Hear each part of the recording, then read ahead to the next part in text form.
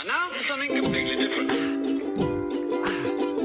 Hi, my name is Annie Grossman, and I'm a dog trainer. This podcast is brought to you by School for the Dogs, a Manhattan-based facility I own and operate along with some of the city's finest dog trainers. During this podcast, we'll be answering your questions, geeking out on animal behavior, discussing pet trends, and interviewing industry experts. Welcome to School for the Dogs podcast. Hey everyone, Annie here, and I'm with my 3-month-old co-host who is being quiet right now, but she may have something to say shortly.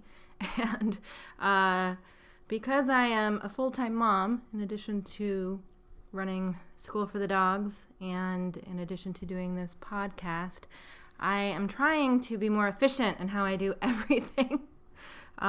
Because although I have 7 hands and 4 brains, it's hard to get it all done. So for that reason, I am challenging myself today to keep this episode short.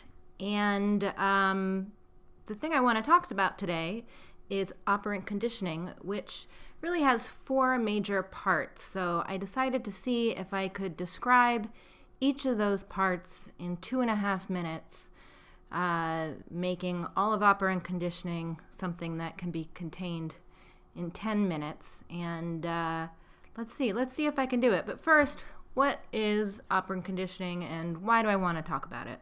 Well, there are basically 2 ways that all animals learn. There's 2 kinds of conditioning. Conditioning is a term that's synonymous with learning. And those 2 ways of learning are operant conditioning and classical conditioning. And if you've listened to this podcast before, you've heard me talk about these 2 kinds of learning. I think that they're very important to understand when you're trying to think about how your dog is learning what you're trying to train him, or learning what you're not trying to train him. And I am well aware that most dog trainers don't talk about the science of dog training as much as they talk about specific problems and how to solve those problems. And while the trainer may or may not understand these 2 kinds of conditioning, is something that you, as the person who's hiring the dog trainer, may never know. And I was thinking about this last weekend. I went to Clicker Expo with a bunch of people on my staff. Clicker Expo is held 3 times a year, twice in the States, once in Europe, and it's like the major gathering of people who are geeky about dog training. It's run by the same people who run the Karen Pryor Academy, which is the dog training school I graduated from. Some of the best trainers in the world speak at Clicker Expo. There are labs, there's a trade show, and it's just a wonderful gathering place of positive reinforcement trainers where they do talk a lot about things like operant conditioning. Anyway, at the end of one panel I went to, I heard a woman talking to someone, and she said, you know, all of this conversation about the science is so interesting and so fascinating, but my boss would kill me if I ever tried to explain this kind of science to my clients. Their eyes would just roll into the back of their heads and they wouldn't pay attention to anything that I'm saying. So I guess the real trick is trying to figure out how to communicate this stuff to people without letting them know that there's science involved. Now, I totally get that because the word science is scary to a lot of people. And if science or topics relating to science aren't communicated in the right way and aren't made to be applicable to your life, I definitely know that, you know, your brain can turn off. I had science class from 5th grade through 12th grade, and I learned pretty much nothing, which is scary and embarrassing, but true. I learned, there's certain words I remember. Xylem and phloem have something to do with celery. The periodic table is a thing. Newton was a guy. I'm exaggerating, but really only slightly. It's amazing how little I took away considering all the hours that I spent in science classes in a very good grade school. Honestly, the main thing I remember about all of the science classes I ever took was once in like 5th or 6th grade, there was this girl named Nina who sat behind me and did origami the whole class. For some reason, she got like a special dispensation and she was allowed to do origami. And I always liked to draw, and I would like doodle during class, and I was always getting into trouble for doodling. But she was somehow allowed to do origami. And one day in middle school science class, I just lost it. And I turned around and started yelling at her because I just like couldn't deal with the injustice. And that's my main memory of all those years of science. Anyway, now, of course, I think science is the coolest thing. I don't think I'm any good at science, but whereas I used to think I'm not good at science and therefore I'm just going to ignore science, now I think, you know what, even the best scientists in the world are still figuring things out and probably feel like they're not that good at science because science is not one thing. It's kind of everything. And the science of behavior, to me, is the most relatable science because we are all animals who are behaving all the time. And our ability to learn relates to our ability to adapt to different environments, and which certainly has to do with learning and is why we've been such a successful species and why dogs have been such successful species. And it's a big reason why dogs and humans are two of the only species that have ever existed that aren't yet extinct. I did an early episode called Our Canine Cousins, which I will link to in the show notes, about all the ways that humans and dogs are exactly alike, and that is one of the ways in which we are like. 99% of all species who have existed since there has been life on Earth have gone extinct. Humans and dogs are in this tiny club of species that are still around. And I would certainly argue that our ability to learn really well, thanks to operant conditioning, is a major reason why we are still here. So anyway, yes, science is hard, science is complicated, but I think that this little bit of science called operant conditioning is surprisingly understandable because it's something that we are all experiencing pretty much all the time. And, you know, my mom, all growing up, she used to say, I don't really care what you're learning. I just want at school, I want them to be teaching you to learn how to learn. And recently I actually said to her, you know, you were always talking about wanting me to learn how to learn, but actually that's the one thing that kids don't have to learn. We think about learning as something that happens in school, in a classroom, when you're taking a test or reading a book, but really learning is happening every moment, every day. And from the time that you're born, you're learning. So I said to her, you know, the one thing that they didn't have to teach me at school was to learn how to learn. Actually, maybe the one thing that they did teach me at school was to not want to learn, to want to go home and veg out in front of Saved by the Bell and play Nintendo. But you know what? Those things involved learning as well. Anyway, I really believe if you can get your head around operant conditioning, which I'm about to explain, it can really help you think about why your dog is doing what your dog is doing, and it can help you think about why you do what you do and why you don't do the things you don't do. Okay, just a little quick background on operant conditioning. Operant conditioning has always existed, but it was codified by B.F. Skinner in the mid-1900s. I've talked about B.F. Skinner many times before on this podcast. I actually interviewed his daughter last summer, and he was a psychology professor at Harvard, among other places. And he might be best known for a lot of the work that he did with pigeons and rats, but he was also a dog trainer. He did some fun training with his dog, which I mentioned in the podcast with his daughter. And at the end of the day, though, his main concern was training humans. And when you talk about training humans, it sort of has a nefarious ring to it. But he wasn't evil at all. He really felt that we could lasso what we know about human behavior and how all animals learn in order to make people happier, make the earth a better place.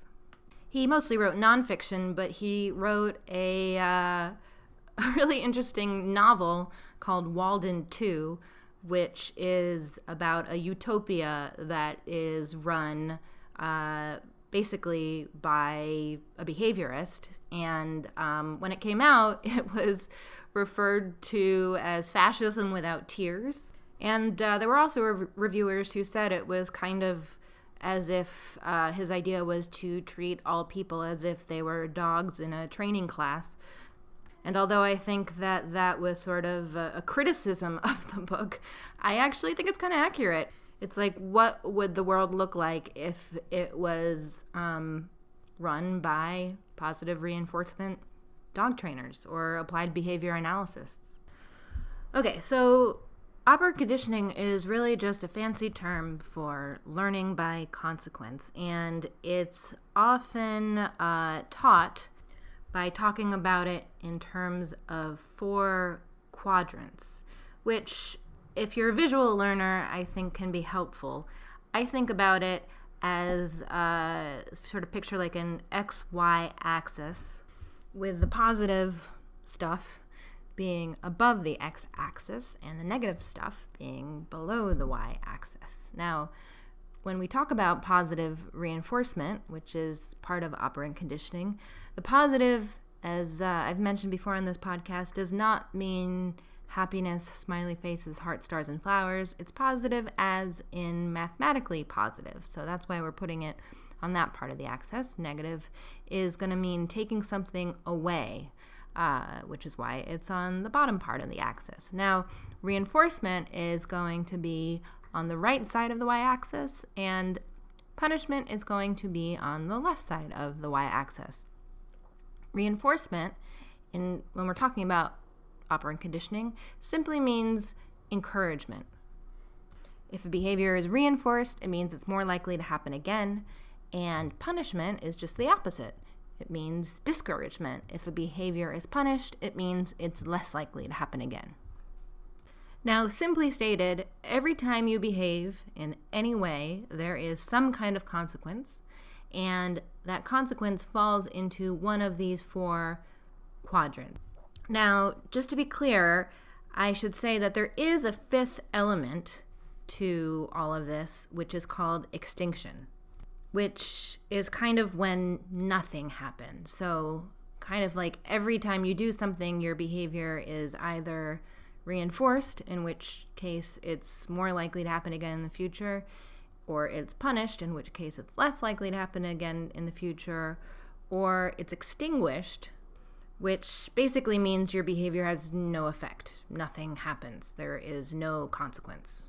And there are behavior nerds who disagree with describing operant conditioning in terms of quadrants, because there's 4 quadrants. There really is no place there to explain extinction, which is very important, but it's also kind of complicated. I don't think I really appreciated or fully understood extinction until I started training chickens, which I did 4 or 5 years ago.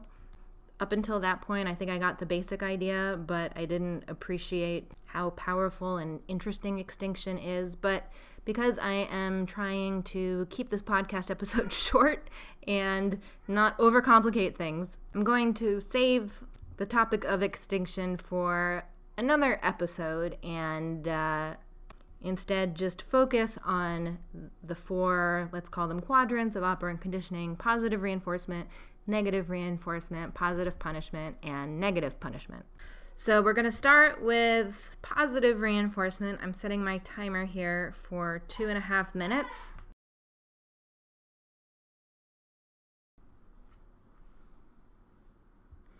Okay, so Positive means we're adding something to the equation. Reinforcement means that we're encouraging the likelihood that a behavior is going to happen again.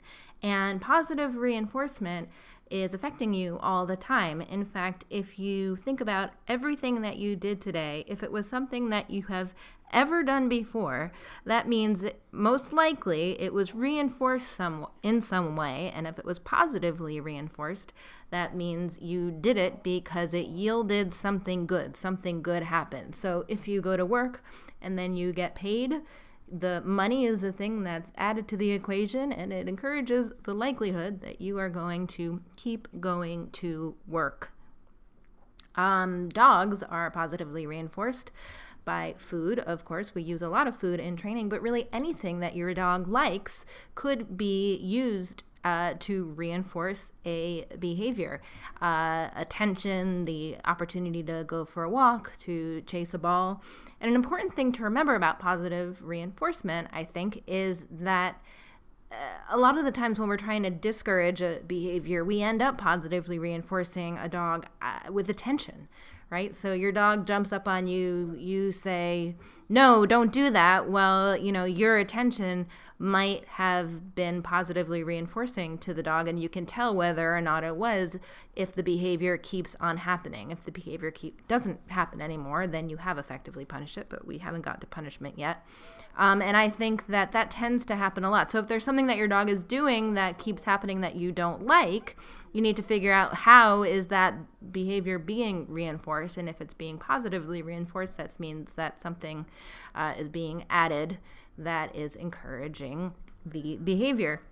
It's also important to think about the fact that, what might positively reinforce a behavior for one person might not be positively reinforcing to someone else, which is why it's important to know what's rewarding to your subject. But basically, just putting one foot in front of the other. If you put one foot in front of the other and it makes you go forward, then that behavior has been positively reinforced and you're more likely to take another step. It can be that simple and that minor.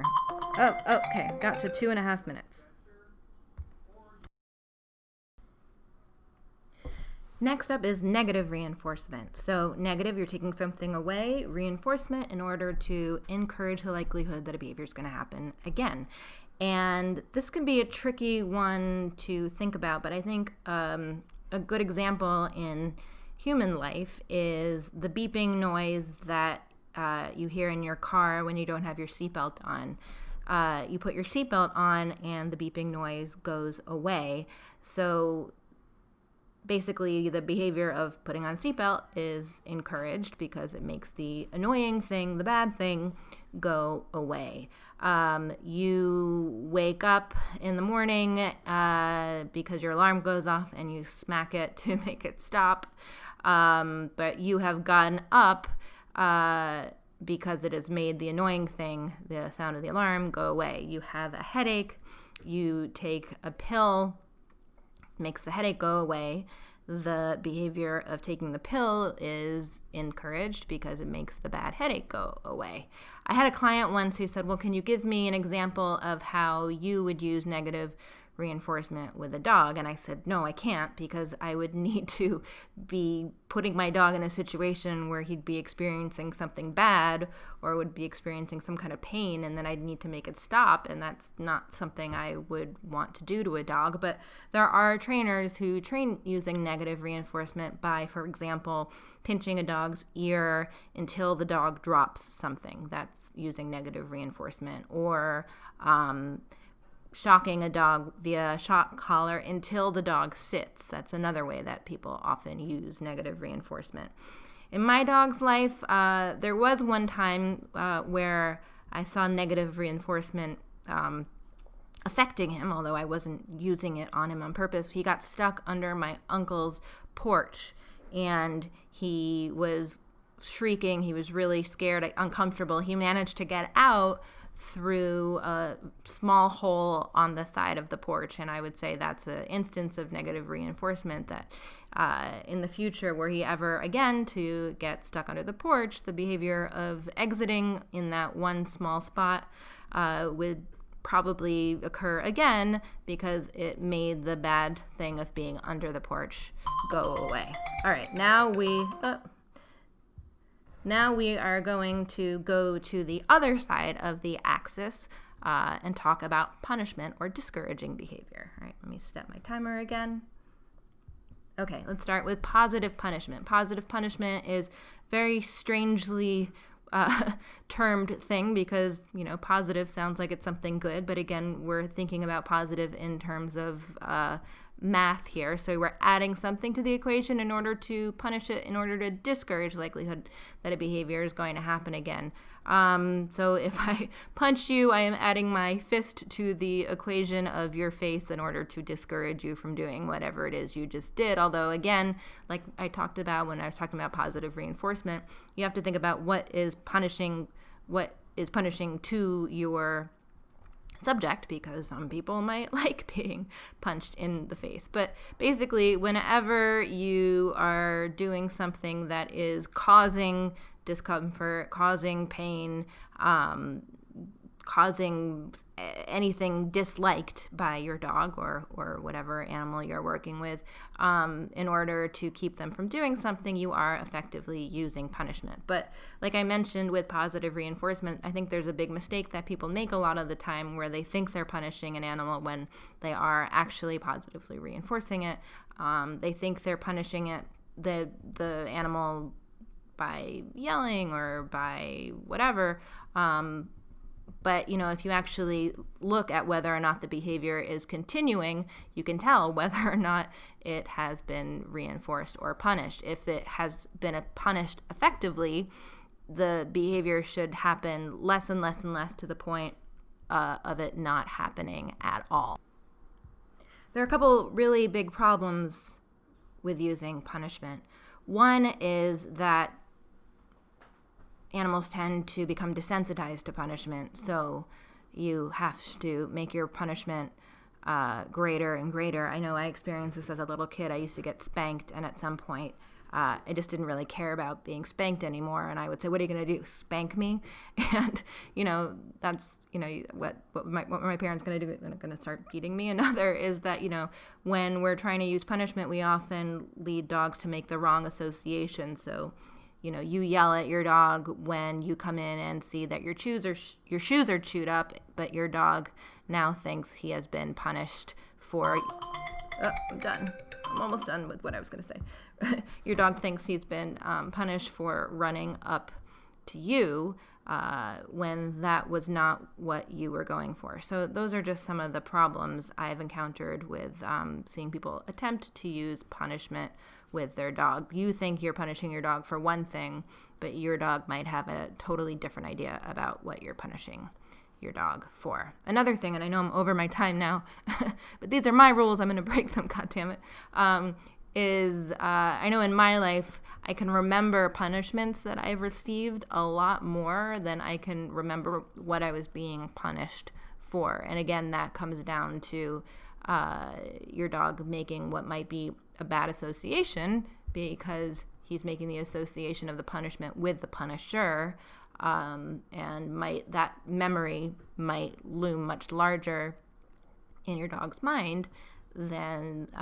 remembering whatever the behavior was that he was punished for that he shouldn't be doing anymore. Okay, last but not least, we have negative punishment. Let me reset my timer here. I'm going to give myself 2 minutes on this one instead of 2.5 because I went a little bit over on the last one. All right, negative punishment. We are taking something away in order to discourage a behavior. Human example of negative punishment would be grounding a kid. You're taking away their freedom, their car keys, whatever, in order to discourage the behavior of staying out too late or whatever it was. What's interesting about negative punishment is there are these crisscrosses that happen. So if you're using positive reinforcement, you are probably going to end up using some negative punishment, even if you're not meaning to. And same thing with the other crisscross of positive punishment and negative reinforcement. What do I mean by that? Well, Let's say you're playing what we call the elevator game. That's an example of a place where you are using negative punishment. The elevator game is when you start to put a food bowl down while your dog's butt is on the ground, and if your dog's butt starts to come up before the food bowl is all the way on the ground, you start standing up again. You're taking away the food in order to discourage the behavior of standing up. But then you're bringing the food back down when your dog sits again, so at that point you're using positive reinforcement. So there's sort of like a back and forth that's always happening in life.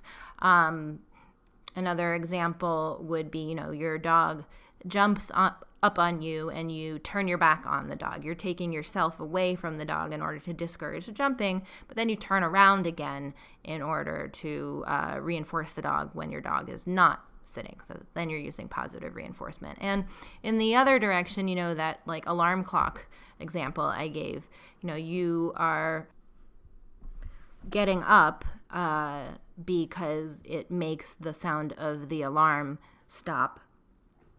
So that is negative reinforcement. The behavior of you getting up is encouraged.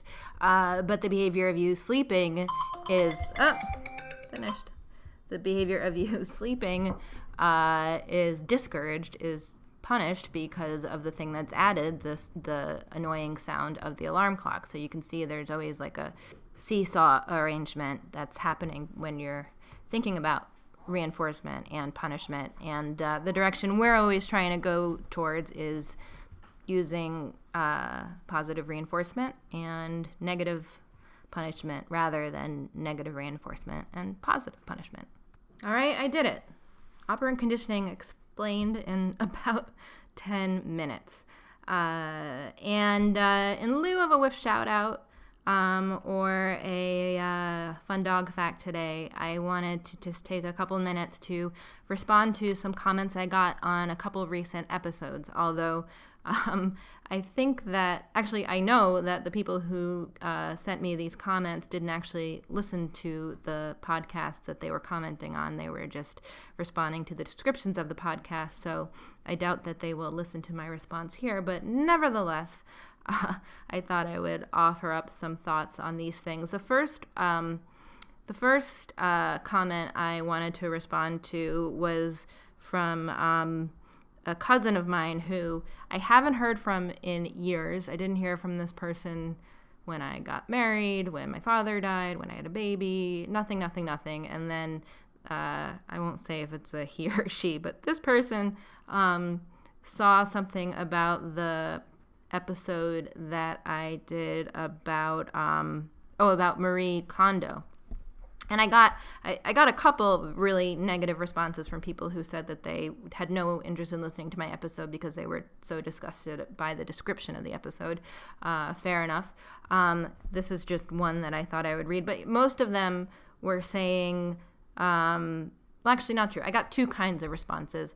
One kind of response was saying, basically, how dare I say anything bad about Cesar Millan, who is mentioned in that episode, and also that I was taking a Western view of Marie Kondo, whose practices are rooted in ancient Japanese tradition, which I am taking a Western point of view because I am from the West, and if as anyone who listens to the episode knows, I actually think Marie Kondo is great in so many ways. The point of the episode was talking about a lot of the superstitious things that she does, and at Clicker Expo, I heard somebody talk about the episode of Friends where Phoebe thinks that she's controlling the TV, the TV power with by blinking her eyes when it's actually Monica on the other side of the room playing with the light switch. That's a good example of superstitious behaviors that people think are linked to a behavior that really has nothing to do with anything. Anyway, my criticism of Marie Kondo was about her suggesting that you talk to your books and your clothes, etc. And the criticism that I got from this cousin touches on that too. This cousin wrote, just wonder if making the religious renounce their beliefs because empirically Moses could not part the Red Sea is necessarily important. If your goal is to help people train their dogs and enable both to have enriched experiences that they are willing to pay you for, then I'm not sure you have to dispel all the woo. Energy, as Cesar puts it, is an adequate and not wholly inaccurate way to describe the communication between human and dog. This is what animals, us included, tune into. And yes, energy can be described as a bunch of physical and chemical mechanisms, but the simplification still resonates. All right, so anyway, I wrote this cousin back and I said, thanks a lot for telling me how I should be a dog trainer who's going to get people to pay her when you haven't reached out to me for any other reason in my life in a decade.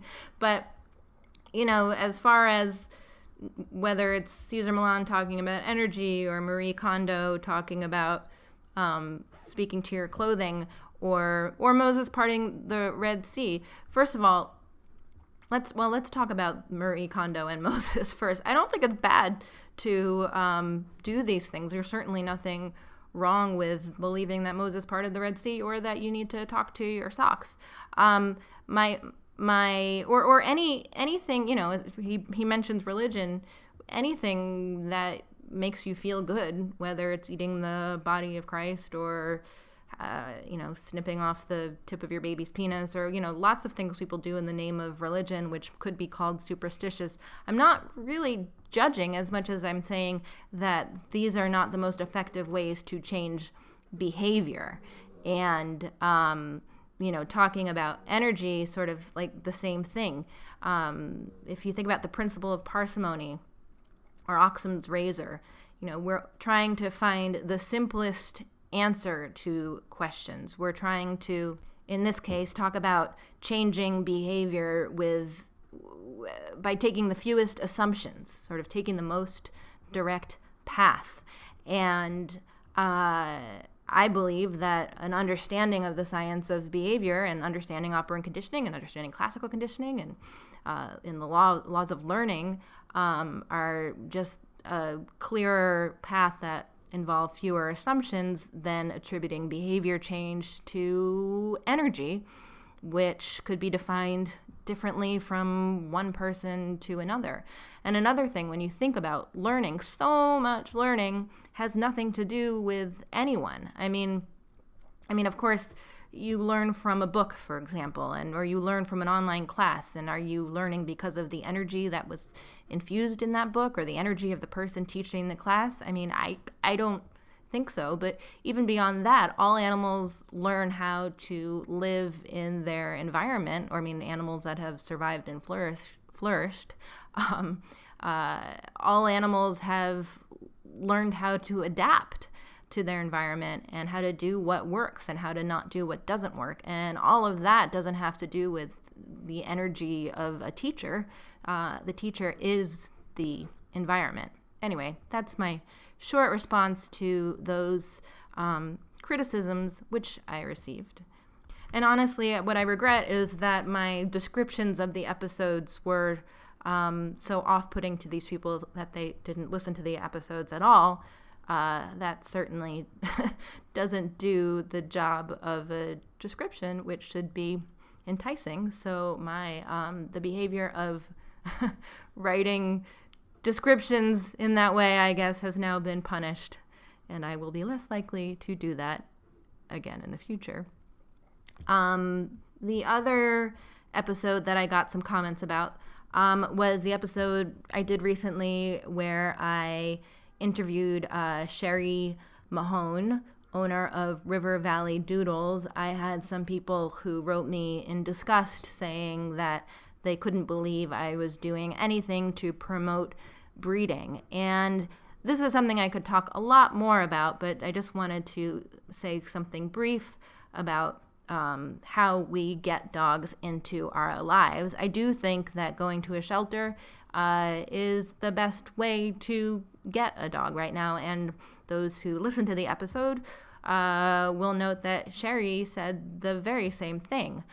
But that said, we should aspire to a time where there are no dogs in shelters, which would require a big spay-neuter effort, which is happening, but dogs are still going to mate. And if dogs are going to mate and people are still going to want to have dogs in their lives, I think that it's worth thinking about how we can produce dogs who are healthy and are raised in the right way and don't have genetic predispositions that are going to cause problems and break the hearts of the people who love them later on. And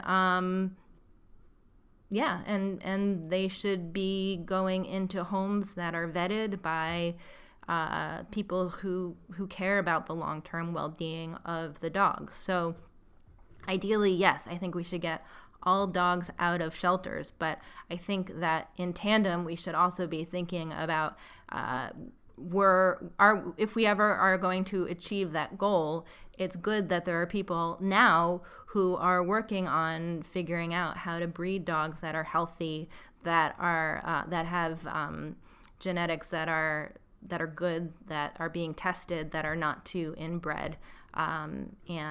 Cherrie is someone who's an example of a breeder who's really putting in the work to create dogs that are going to be great pets and that are going into good homes. So while I am all for rescue and going to shelters and working with rescue groups if you're looking for a dog, I also am a big supporter of people like Cherrie who are breeding dogs, specifically breeding mixed breed dogs. She breeds doodle mixes, and who are doing it in all the right ways.